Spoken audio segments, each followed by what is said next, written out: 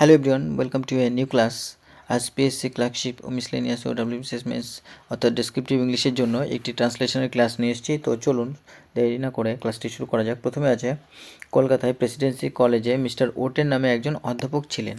তো প্রথমে আমরা এটা দেখতে পাচ্ছি যে পাস্ট টেন্সে আছে, সুতরাং আমরা পাস্ট টেন্সেই করব। তো প্রথমে লিখব আমরা যে মিস্টার ওটেন নামে একজন অধ্যাপক ছিলেন, তাহলে লিখব mister Otten was a professor. Otten was a professor of Presidency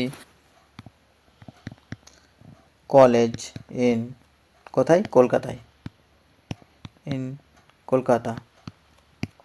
তাহলে পুরো সেন্টেন্সটি হলো mister ওটেন was a professor of Presidency কলেজের একজন অধ্যাপক ছিলেন ইন কলকাতা, কলকাতার বা কলকাতায়। চলুন পরের সেন্টেন্সটি দেখি।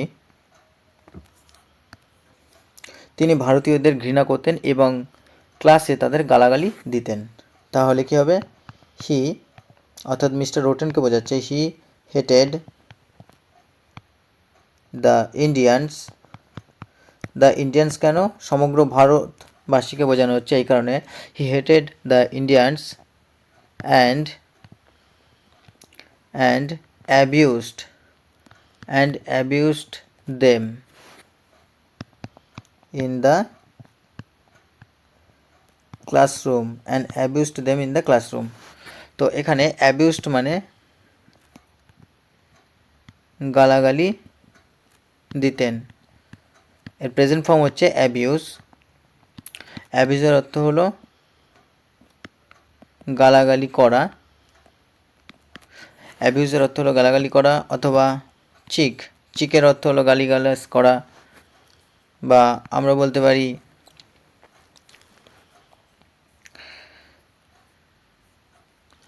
Bad language.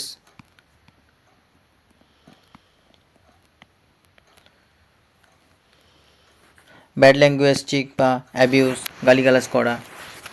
তাহলে হি হেটেড দ্য ইন্ডিয়ান্স, তিনি ভারতীয়দের ঘৃণা করতেন, এবং ক্লাসে তাদের গালাগালি দিতেন,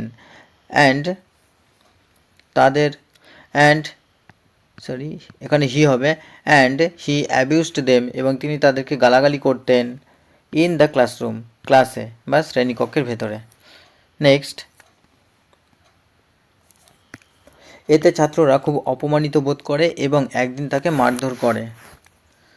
তাহলে ছাত্ররা দ্য স্টুডেন্টস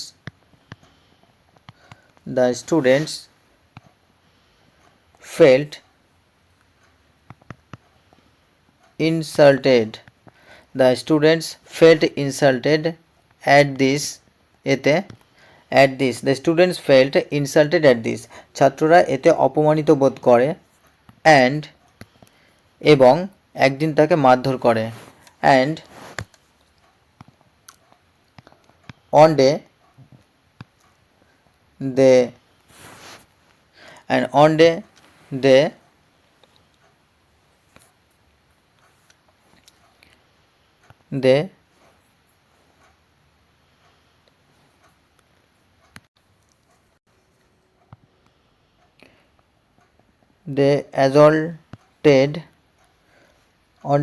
assaulted him, এবং একদিন তাকে আক্রমণ করে।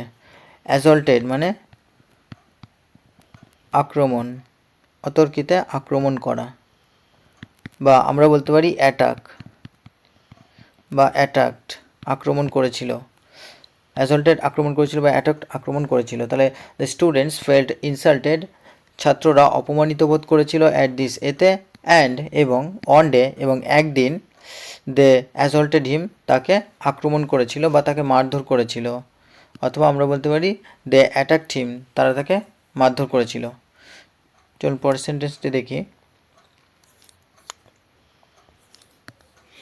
এই ব্যাপারে জড়িত ছিলেন বলে সুভাষচন্দ্র বসুকে কলেজ থেকে বহিষ্কার করা হয়। তাহলে আমরা প্রথমে লিখব যে সুভাষচন্দ্র বসুকে কলেজ থেকে বহিষ্কার করা হয়। Subhash Chandra Bose was expelled. Subhash Chandra Bosu was expelled from the college. Subhash Chandra Bose was expelled from the college. College থেকে বহিষ্কার করা হয়েছিল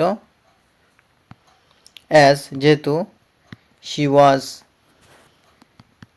she was implicated, as he was implicated, যেহেতু তিনি জড়িত ছিলেন, বা আমরা বলতে পারি as he was engaged, যেহেতু তিনি জড়িত ছিলেন, implicated বা engaged জড়িত থাকা।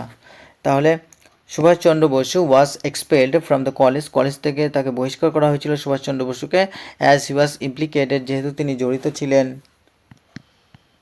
in this incident, যেহেতু তিনি ওই ঘটনায় জড়িত ছিলেন as he was implicated in this incident, অর্থাৎ ওই ঘটনায় যেহেতু তিনি জড়িত ছিলেন, or as he was engaged in this incident, যেহেতু ওই ঘটনায় তিনি জড়িত ছিলেন। তো বন্ধুরা, আমরা একটি ছোট্ট ট্রান্সলেশন খুব সহজেই এবং স্টেপ বাই স্টেপ করে ফেললাম। আশা করি তোমাদের ক্লাসটি ভালো লেগেছে, এবং এই ধরনের আরও নতুন নতুন ভিডিও, নতুন নতুন ক্লাস পাওয়ার জন্য অবশ্যই চ্যানেলটিকে সাবস্ক্রাইব করে পাশে থাকা বেল আইকনটি প্রেস করে রেখো, এবং পরবর্তীতে আরও ক্লাস, অর্থাৎ ট্রান্সলেশনের পরে রিপোর্ট রাইটিং ও অন্য যে সমস্ত টপিকগুলো আছে, বিশেষ করে পিএসসি ক্লার্কশিপের জন্য আমরা যে 1 আওয়ারের মধ্যে 6টি টপিক আমাদের কমপ্লিট করতে হয়, সেটা খুব চ্যালেঞ্জিং ব্যাপার থাকে, এবং আমার পার্সোনাল এক্সপিরিয়েন্স থেকে আমি যতটা পারবো আমি লেখানোর চেষ্টা করব, এবং আশা করি আমি যেভাবে পিএসসি ক্লার্কশিপে পাস করেছিলাম তোমাদেরকেও সেভাবে গাইড